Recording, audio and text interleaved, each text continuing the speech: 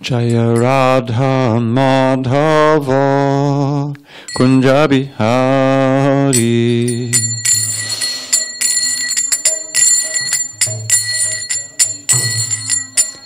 Jaya Radha Madhava Kunja Bihari.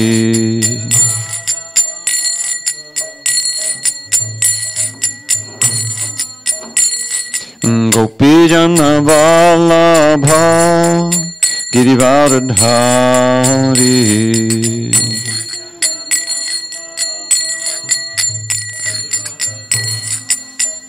Jaya Gopi Jana Vallabha Girivaradhari.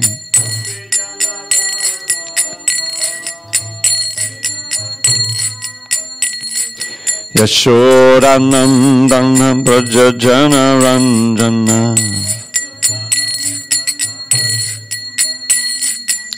Yashodanandana Brajajana Ranjana.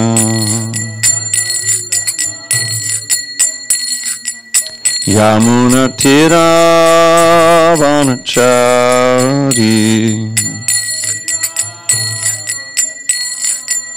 Yamuna Tira Vanachari.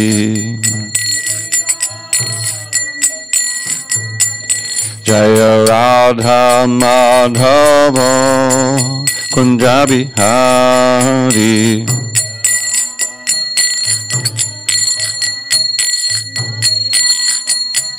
Jaya Radha Madhava Kunja Bihari.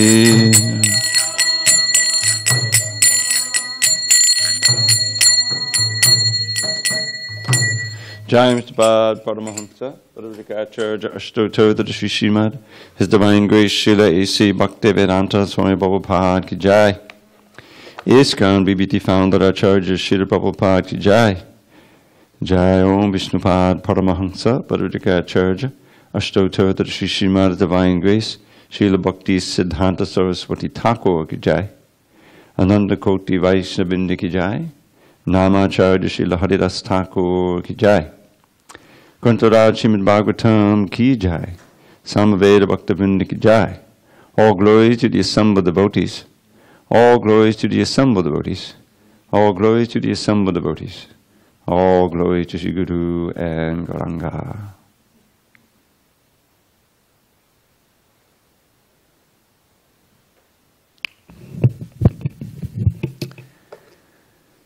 Narayana Namaskritya Narang Chaiva Narottamam Devim Saraswatim Vyasam Tato Jayamadhiriyat. Before reciting the Srimad Bhagavatam, which is our very means of conquest, we should offer our respectful obeisances unto Lord Narayan, the Supreme Personality of Godhead, unto Narayan Rishi, the supermost human being, unto Mother Saraswati, the goddess of learning, unto Srila Vyasadeva, the author, and unto Srila Prabhupada, the translator, commentator, and our spiritual master. Okay, give me a second here.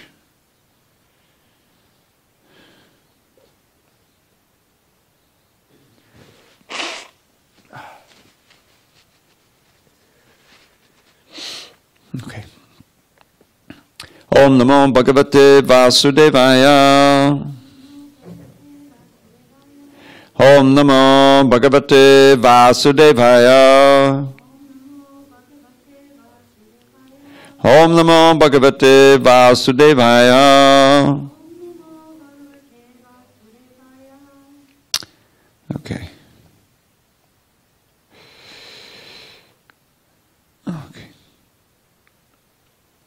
So on this 24th day of February, 2019 in SanDiego, we're reading from Srimad Bhagavatam, translation and commentary by His Divine Grace, A.C. Bhaktivedanta Swami Prabhupada. And we are in Canto 4, entitled The Creation of the Fourth Order. Chapter 9, Dhruva Maharaj Returns Home, text number 37. So since we don't have a verse on the board, I'm just going to chant it like a Pushpanjali, word by word. Akarnyatma Jam Ayantam Samparitya Yathagatam Raja Na Shraddadhe Badram Abhadrasya Kuto Mama. Okay, see how you can do line by line. Akarnyatma Jamayantam. He has it. Samparitya Yathagatam Rajana Shraddade Badram Abhadrasya Kuto Mama. Okay, Glenn, you have it there. Go ahead, try it. You want to try chanting? Okay, so I'll just read word by words. Akarnya, having heard. Atmajam, his son. Ayantam, coming back. Samparitya, after dying. Yatha, as if. Agatam, coming back. Raja, King Uttanapada. Na, did not. Shraddade, have any confidence. Badram, good fortune. Abhadrasya, of the impious. Kutaha, whence. Mama, my. Translation. When King Uttanapada heard that his son Dhruva was coming back home, as if coming back to life after death, he could not put his faith in this message, for he was doubtful of how it could happen. He considered himself the most wretched, and therefore he thought that it was not possible for him to attain such good fortune. Purport. Dhruva Maharaj, a 5-year-old boy, went to the forest for penance and austerity, and the king could not at all believe that a small boy of such a tender age could live in the forest. He was certain that Dhruva was dead. He therefore could not fix his faith in the message that Dhruva Maharaj was coming back home again. For him, this message said that a dead man was coming back home, and so he could not believe it. After Dhruva Maharaj's departure from home, King Uttanapada thought that he was the cause of Dhruva's leaving, and thus he considered himself the most wretched. Therefore, even though it was possible that his lost son was coming back from the kingdom of death, he thought that since he was most sinful, it was not possible for him to be so fortunate as to get back his lost son. Okay. Om Jnana Timirandasya Jnanandana Shalakaya Chakshu Unmidatam Mena Tasmai Shri Gurave Namaha. I was born in the darkness of ignorance, but my spiritual master Srila Prabhupada opened my eyes with the torchlight of knowledge. I offer my humble obeisance unto him and all members of Sri Parampara. So we've heard this amazing pastime of Dhruva. Just to recap, this is right near the beginning of the universe, because Uttanapada and his brother Priyavrata are sons of Swayambhuva Manu, who is one of the sons of Brahma. And Brahma is the original created being in this universe. So it's not very far into the creation. So way back, it's Satya Yuga. And what happened is Uttanapada had 2 wives, Suruchi and Suniti.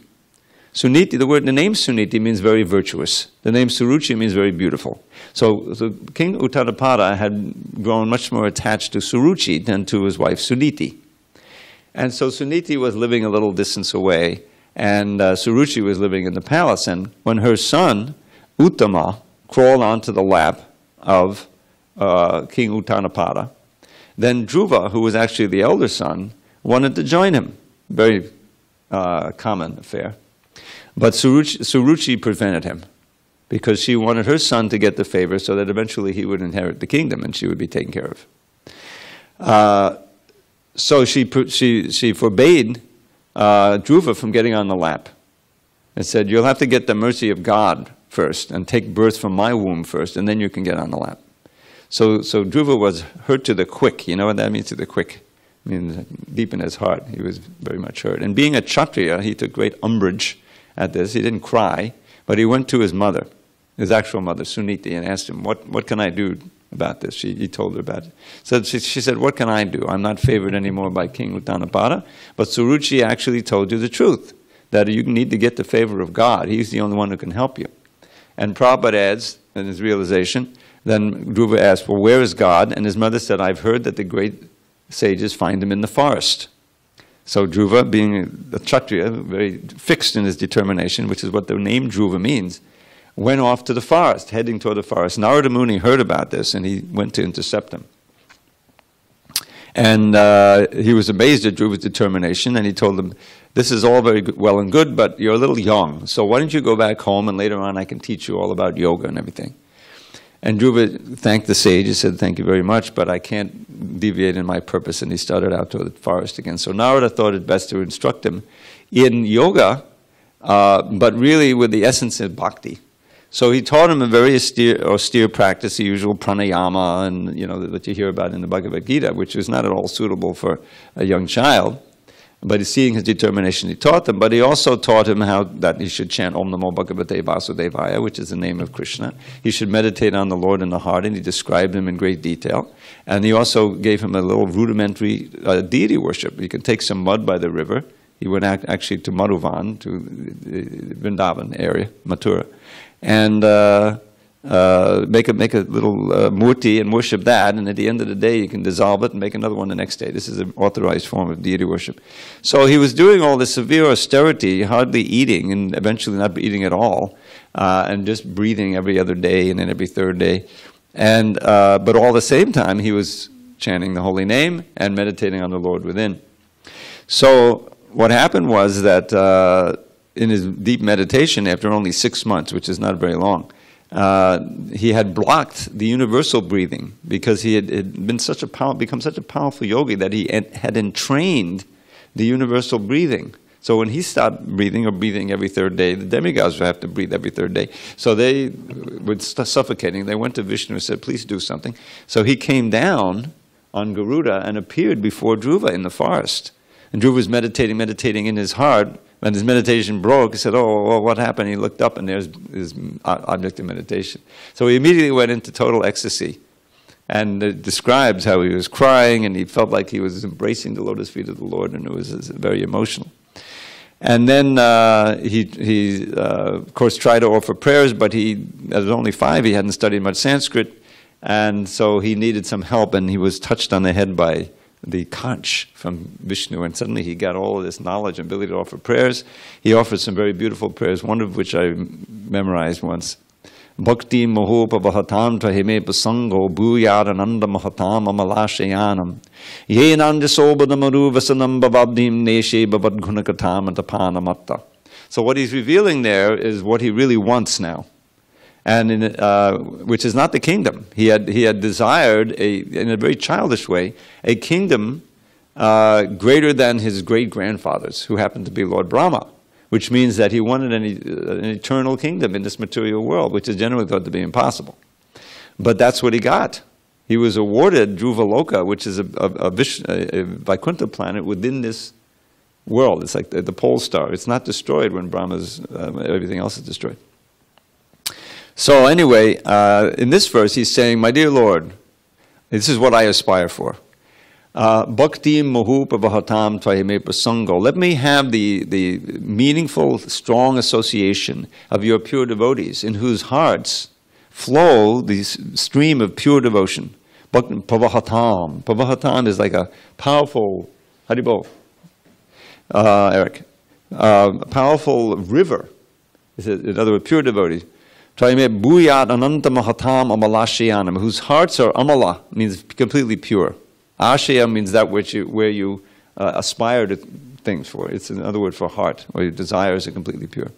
What will be the advantage? Well, one of the advantages of their association is that I will be able to cross over this dangerous ocean, which is ocean of birth and death, which is full of blazing fire-like dangers. How? Because I'm becoming mad to hear Krishna Katha, which is spoken so purely and potently by your pure devotees. In other words, if I get their association, I'll be able to bathe in that river constantly, and I'll easily cross over this ocean of birth and death. A very wonderful prayer. But the most famous prayer is not in the Bhagavatam. Prabhupada would often quote this. And it goes like this. It says, Stana Bilashi tapasistitoham tvam praptavan devu munindra guhyam kacham vichindvan api divyaratnam svaman kratatos mivarang dayache. Often Prabhupada would just quote that last line. So what this means is Stana Bilashi. I was longing for a position, Stana, greater than Brahma's. And therefore I situated myself in severe austerity. Tapasi stitoham. But now I've gotten you. I've gotten your direct darshan, which is very difficult to get. Tvama devu manindra guyam, who are hidden away even from the greatest learned sages and yogis and meditators. Munindra guyam means secret. So therefore, now I understand that what I wanted, which is this wonderful kingdom, planet really. Kacham Bichinvan, I understand is no better than broken glass compared to the divine jewel, Divyaratnam, of your direct darshan and presence. Therefore, my Lord, Svaman Kritartos Mivarang Niyache. I don't want anything else but this. Svaman Kritartos Mivarang Niyache. I'm not praying for anything else. It's a famous line. So Dhruva had become this powerful yogi and a pure devotee, and he was blessed by the Lord. And it was all hidden from King Uttanapada. Uttanapada, it is 6 months, which is a short time. He was lamenting like anything because he heard that his son had wandered off into the forest. And you can imagine a little 5-year-old boy with a delicate body into the jungle with dangerous animals. He was sure that he was dead, and he was blaming himself for not protesting his second wife's forbidding Dhruva going on the lap. So you can imagine his state of mind. He was very, very upset. He considered himself most wretched, and therefore he thought that it was not possible for him to attain such good fortune of Dhruva coming back. And Prabhupada mentions that it was really quite amazing that Dhruva not only survived, but that he flourished there and he became perfected in his bhakti. So that's mentioned here. So let's go on. If there are any comments or questions, we can proceed. Let's see what happened. This is a very exciting adventure. Thank you for coming back. Is it Eric? Yeah, Eric. Yeah, from Vista. Okay, Eric. It's a regular thing on the weekend. You can come down. Huh? Oh, it's not a regular thing, but I came down today. Yeah. Good. Monday. Okay. Good to see you.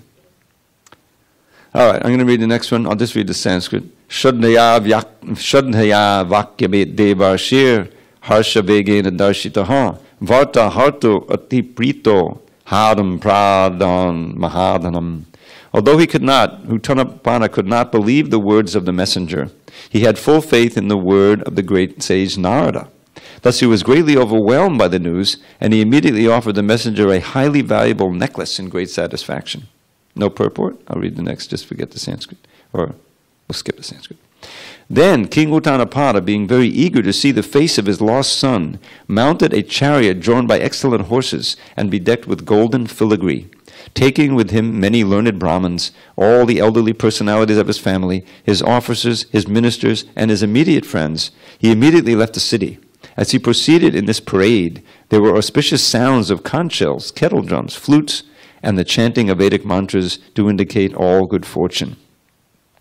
Both the queens of King Uttanapada, namely Suniti and Suruchi, along with his other son Uttama, appeared in the procession. The queens were seated on a palanquin. Purport. After the departure of Dhruva Maharaj from the palace, the king was very afflicted, but by the kind words of Saint Narad, he was partially satisfied. He could understand the great fortune of his wife Suniti and the great misfortune of Queen Suruchi, for these facts were certainly very open in the palace. But still, when the news reached the palace that Dhruva Maharaj was returning, his mother Suniti, out of her great compassion and due to being the mother of a great Vaishnava, did not hesitate to take the other wife, Suruchi, and her son Uttama on the same palanquin. That was the greatness of Queen Suniti, the mother of the great Vaishnava Dhruva Maharaj. So this is as we find throughout the Bhagavatam and all of Prabhupada's writings, a great insight into the pure heart of a pure devotee such as Suniti, Dhruva Maharaj's mother. She could have, harbored a great enmity towards Suruchi because it was her activity her forbidding Dhruva to get on the lap of the king, that was the proximate cause of his leaving the palace. And so she should have blamed him for all of the travails that Dhruva had supposedly undergone. But instead, she forgave him and invited her and her son to come onto the same palanquin. And so Prabhupada points that out. This quality of forgiveness is central to Vaishnavism. And you can see how rare it is. I mean, this is the age of Kali, and Kali means quarrel. It means fighting of all kinds. And there's so much, fighting and hating and grievous holding of grudges in this world of ours. It goes on for generations. Back 200 years ago, your people came and took our land. Now we'll get back at you. And a war takes place on that basis. I mean, where were we 200 years ago? Some different body, some different planet, maybe some different species. But still, these grudges are carefully nourished, and so this is just the opposite of that. And that kind of mentality of holding the grudge, this is ultimately a demonic mentality. You read that in the 16th chapter, how even a slight insult causes great anger to arise in a person who is controlled and conducted by the modes of ignorance. As soon as when you see that behavior, all this false pride and very hair trigger, temper, that's the mode of ignorance acting. Anger is manifestation of the mode of ignorance, passion and ignorance. So Suniti, being a pure devotee, pure Vaishnava, she was very forgiving. Of course, she was overjoyed that her son was coming back, but at the same time, she didn't hold a grudge against Suniti, which is very wonderful. And by Krishna's arrangement, both Uttama and Suniti and Suruchi were killed untimely.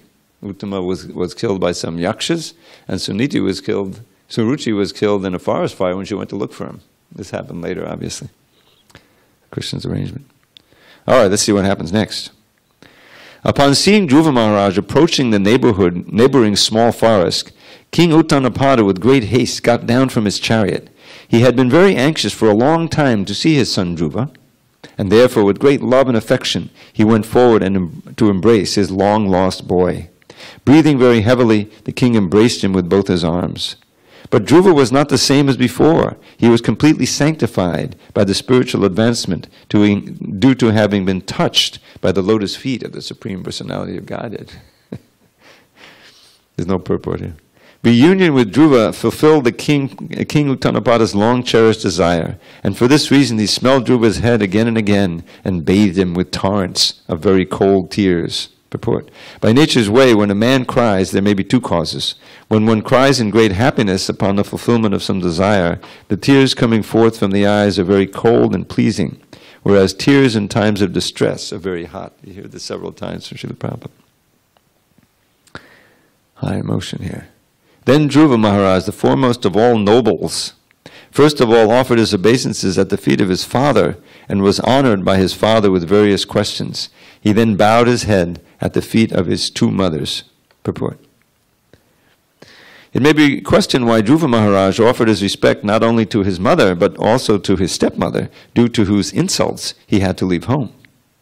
The answer is that after achieving perfection by self-realization and seeing the Supreme Personality of Godhead face to face, Dhruva Maharaj was completely freed from all contamination of material desire.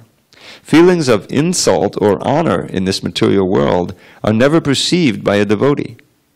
Lord Chaitanya therefore says that one has to be humbler than the grass, and, he recommends, more tolerant than the tree to execute devotional service. Dhruva Maharaj therefore has in this verse been described as Sajjanagranihi, the foremost of noble men. The pure devotee is the noblest of all, and he has no feelings of animosity towards anyone.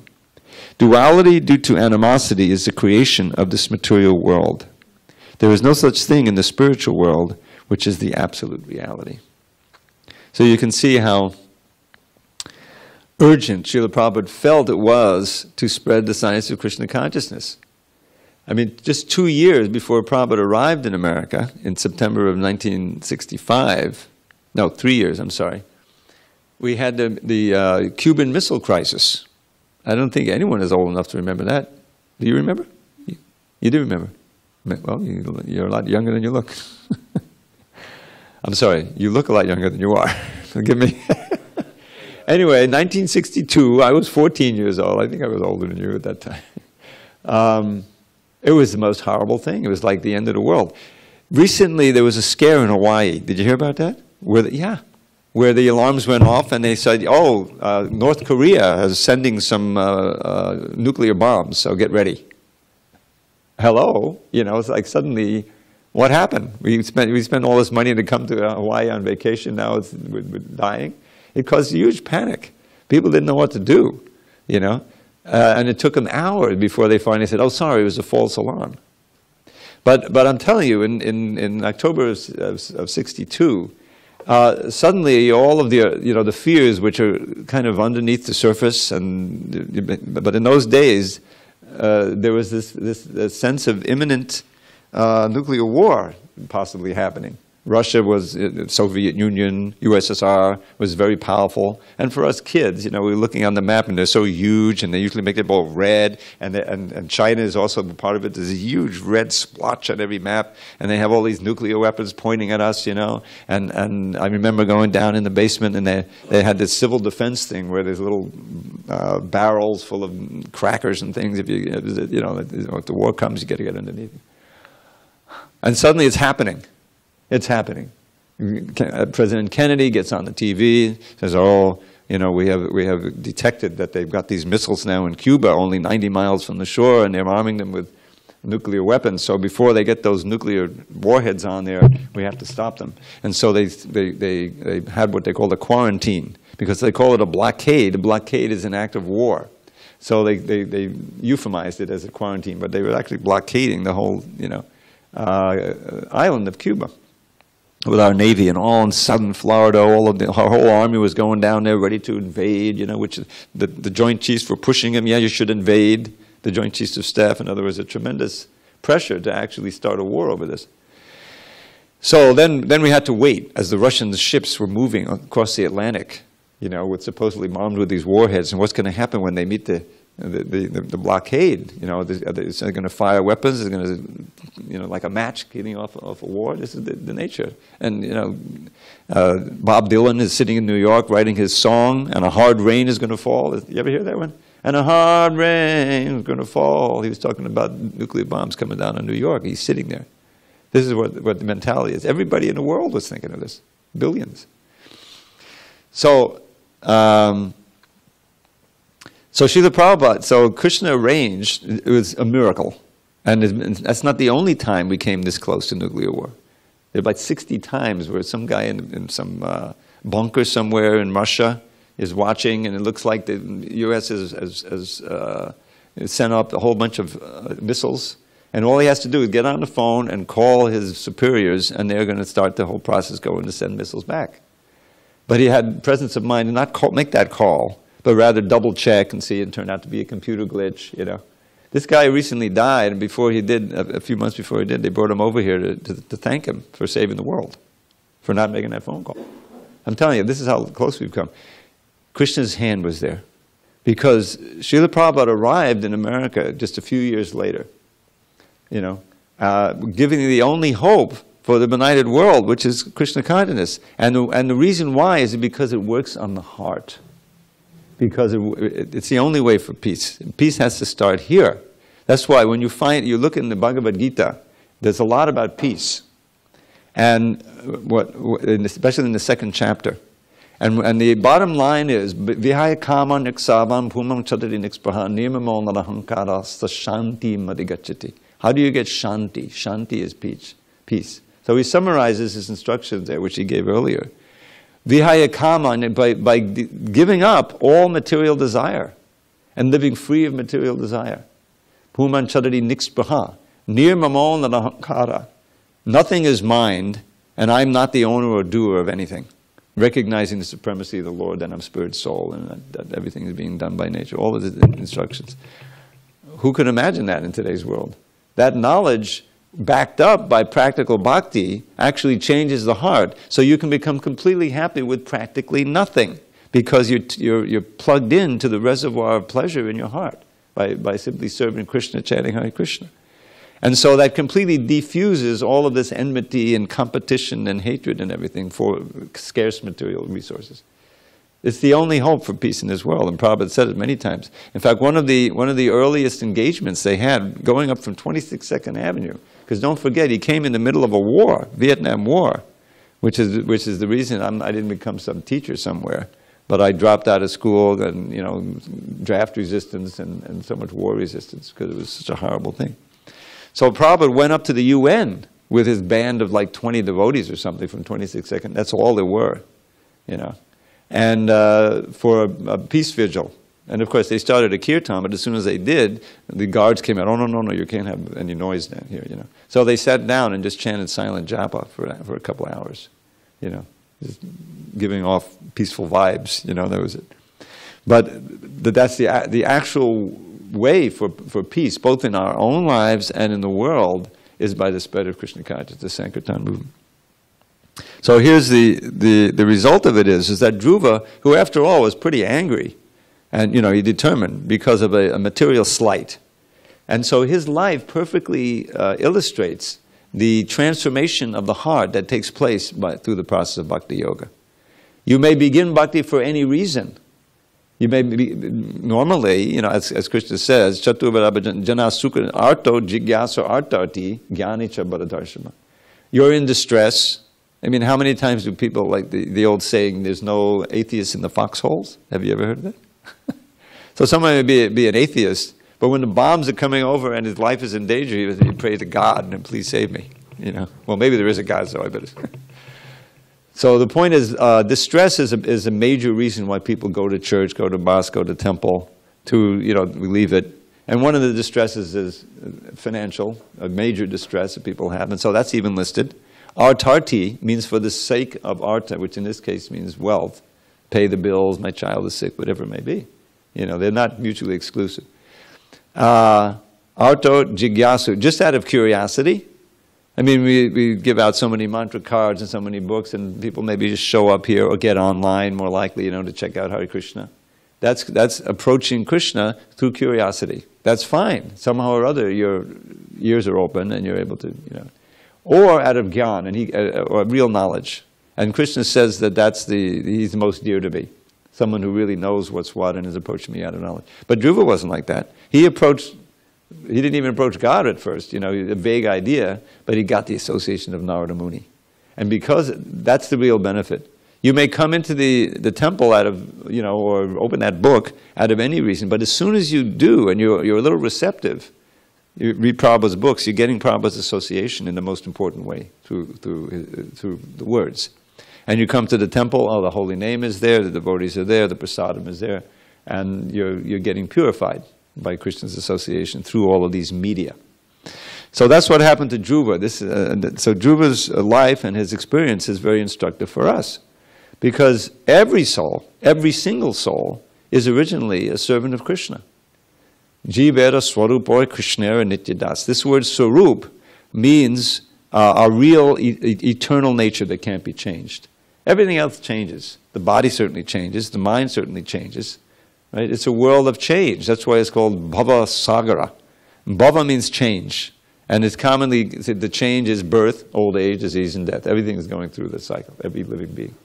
So this is not our nature. Our nature is, as said in Bhagavad Gita 2nd chapter, ajo nityak shastratam yam purana. We are unborn, eternal, ever-existing, primeval. We never die.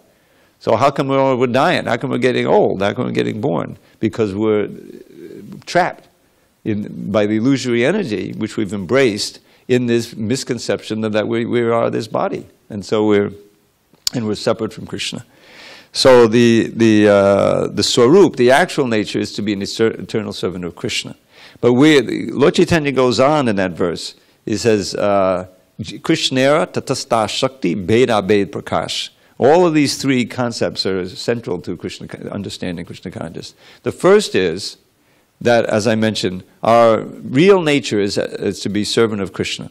So that means that anything else is unnatural and can never bring us peace and happiness. Now, then tatasta shakti, this is a very important concept, that Krishna is a supreme person, but he has all these unlimited varieties of energies. Some of those energies are purely spiritual, like the Ladini Shakti, famous Ladini Shakti, pleasure energy, which is personified as Srimati Radharani. Why is she the Ladini Shakti? Because she is the most skilled at giving pleasure to Krishna, you see. And so all the other servants actually expand from her in the spiritual world. All the other gopis and even the cowherd boys and everyone eventually are expansions of Radharani. So then there's the Sandini Shakti, this is all spiritual, and there's the Shakti that maintains and manifests the things that we see there. You know, the trees and the Chintamani ground and the abodes and the bodies of all the devotees are manifested by this Sandini Shakti, which is under the guidance of Balaram. And then there's the Samvit Shakti, which is knowledge potency. And there is that how you know anything in the spiritual world. In other words, and how you experience all the Leela and things like that. So the Sandini, Ladini, and Samvit, these three internal potencies. And there's other subdivisions and things. Then there's the external potency, which we're really very much familiar with. And that is all these things that we experience here. Earth, water, fire, air, ether, mind, intelligence, and ego. When we think about it, we can experience all of those. We understand what they are. Those are all external and not alive. That's why they're called apara prakriti in the Bhagavad Gita. Not transcendental. And then between those two, the internal and the external, that's us. We're called tatastha. Tatastha means on the border between matter and spirit. And but our nature is spiritual. But we have the tendency, because of our minuteness, to fall under the sway of the material energy. And that's why everyone in this world is in that situation. But we never lose our essential nature. It's just covered or forgotten, but not lost. And so Krishna consciousness aims to resurrect that, to revive our natural swarup as servants of Krishna. That's why when you first start taking part in serving Krishna, when you really get into it, it feels natural. It feels good, you know. And otherwise, how could it appeal to all varieties of people all over the world? There's Nigerians chanting Hare Krishna, there's Mongolians, there's Russians, Chinese, and Swedes, and everybody. That means that it's essential. It's on the spiritual platform. So the process of Krishna consciousness systematically purifies the soul of all of the illusions and the misconceptions caused by our turning away from Krishna and embracing the material energy and identifying with it. That's the whole point. And Dhruva has gone through that. He's a perfect example now. And so he has no envy. We saw how his mother welcomed Suniti, his mother welcomes Suruchi and Uttama onto the palanquin. And Dhruva also, he honored his both mothers. It isn't like he was carrying a grudge for Suruchi because she banned him. I mean, really, he owed her. It was her insult that resulted in his wonderful experience of Vishnu. So that's what a devotee sees. It says, Tattenu kampam susamikshmano. A pure devotee is always seeing the mercy of Krishna, expecting the mercy of Krishna, and seeing the mercy of Krishna even in troubles that come his way. Just like Kunti, she went through so much trouble, right, with her sons, exiled into the forest. They tried to kill her. She was the boys, the Pandavas, and so many things. So when finally over, and the battle is won, Kurukshetra battle, and she's now Queen Kunti again. She prays to Krishna before his departure. First she enumerates some of the trouble. Then she Vipadak santu takshashat tatta tatchak jagad guru babadu darshanang yaksat upanar babadarshanam. Vipadak means danger. Let those dangers happen again and again. What? Who can pray like that? I can't. But let them happen again and again, because when you're in danger and you're a devotee, you automatically run to Krishna. You become very focused. That's the idea. Because by those dangers, we'll see your lotus feet. We'll pray like anything. And that was her experience. And by seeing your lotus feet, we will not have to see birth and death again. In other words, a devotee sees everything, good and bad. Now, suppose something good happens to you. Oh, Krishna's so kind. He's giving me more facility to serve him. Something bad happens. Oh, this is a result of my bad karma. I must have done something horrible in my past life. And Krishna is just minimizing it. Classic case. The first few days in the ashram, I remember in Brooklyn, and you're cutting potatoes in massive, and you get a little cut. Said, "Oh, Prabhu, you were scheduled to lose your finger or your arm, but you just got a little cut, and you should thank Krishna." So that's that. So therefore, you always stay positive toward Krishna. You see, whereas the atheist or the not so mature devotees, why me? I've been going to Mangalarti for so many years and chanting Hare Krishna. Why did I get sick? Why did my child get sick? Why? What's the matter, Krishna? Complaining. That's not pure devotion. Pure devotee is welcoming the troubles and seeing, oh, it's just my past life catching up with me. But Krishna's so kind, he's saving me. I can still chant his name. That's it. And so this is a prayer of Lord Brahma, and he says that anyone who can maintain this mentality, always staying positive toward Krishna, not losing faith when difficult things happen, is assured of going back to Godhead. Just like if you're scheduled to get an inheritance, the word dayabak is used as a technical word. And just stay alive and you'll get the inheritance. Just stay alive, and Prabhupada says in the Krishna book, just stay alive in Krishna consciousness and you're sure to inherit your place in the spiritual world. So this is Dhruva's already there. So this is the okay. So it's 8:30 now. Any questions or comments? We have a mic for you.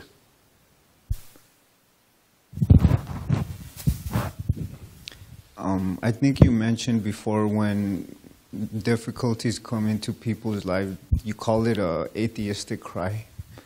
An atheistic what? Cry. Like, oh, why did this happen to me? Did you say an atheistic cry? Yeah. I think you mentioned that before in the lecture. And well, there's two things. I did say that there's no atheists in the foxholes, which is a situation where someone who has been doubting God, usually someone's been brought up in a religious family but lost his faith somewhere along the way because, for whatever reason. But then when great danger comes, then he remembers his faith because what else? There's no other recourse, So that's why it's an extreme example of what Krishna gives in the Bhagavad Gita. Arto jigyasa artati, that the arta means someone in trouble.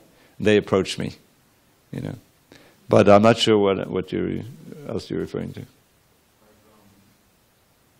Sorry, I'm getting a little cramp in my foot. I'm trying to avoid jumping off the Vyasa.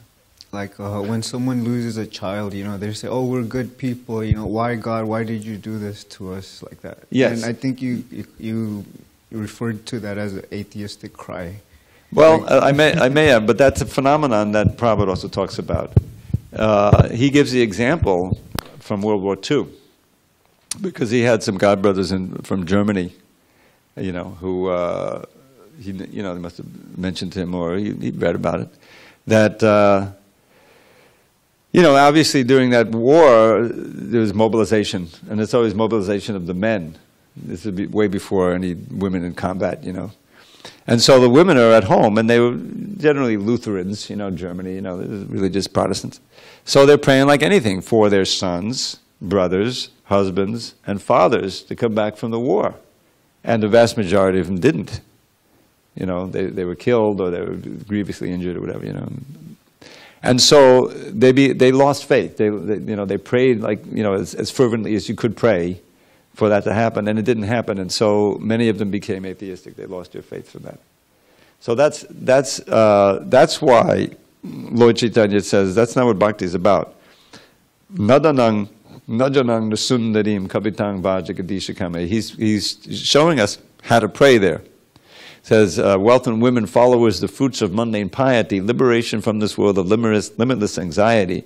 For me, O Lord, these common goals have not the slightest worth. Let me serve you purely now and in each future birth. So he's taking all those things that people commonly pray for, wealth, followers, beautiful spouse, or whatever, and said, no, I'm not praying for that. And then he takes the other thing, which is even more valuable than that, which people strive for anything, and that's liberation. And he doesn't say it directly, but he says, Janmani, Janmani. As soon as you spoke about Janmani, Janmani, means birth after birth, you're not praying for liberation. So what are you praying for? Ahoitiki bhakti. Ahoitiki means without cause. In other words, without material motivation. Let me serve you purely now and in each future birth. So that's the essence of Krishna consciousness is there, and it's embodied in that verse by Rupa Goswami at the beginning of his Bhakti Rasamrita Sindhu. He's defining the whole basis of Krishna consciousness as taught by Lord Chaitanya. Anyabhilashita shunyam jnana karma dhyanavratam anukulena krishna anushilanam bhaktir uttama. So first he describes what it's not. Anya abhilashita shunyam, not, or he says devoid of any other desire. And then he categorizes them. Jnana, karmad, and avratam. It's interesting, he uses that word avratam, means covered. Not covered by any material desire. Because this is what the cheating religion is. There's an impetus to guide. You believe that there's someone up there, right? But naturally, fraught with in the modes of nature, you think, well, how can I benefit from that? Well, he can provide this, and this, safety and whatever, water supplier idea. It's better than nothing because you believe in God. But that's not what bhakti, real bhakti is all about. So, not covered by any other desire. Jnana means desire for liberation. Karma is the ordinary desire for sense gratification. And adi means etc. Yogic siddhis or anything else you might come up with, Then what is it then? Anukulena Krishna anushilanam. So anukulena means favorable. Acting favorably for Krishna with the desire to please him. Krishna anushilanam. Anukulena Krishna. In other words, you have to have that intention. Everything you do, you have an intention. You're hungry, okay, I'm going to go to the refrigerator, open the refrigerator. You had an intention. Something motivated you, right?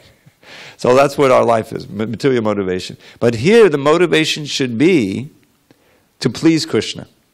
So first of all, I have to learn, well, who is Krishna? Who am I? And so all of this study in philosophy is there, so that undergirds it. Because the original feeling, you see, we're trying to purify our feelings. We have these three elements, thinking, feeling, willing. And the ultimate goal of bhakti is the feeling, is the prema, is the love, which naturally manifests in so many activities. It's like a mother loves a child. But she just doesn't sit and look at the child. She says, oh, he feeds the child, keeps the child warm, makes sure he's healthy, takes him to the doctor,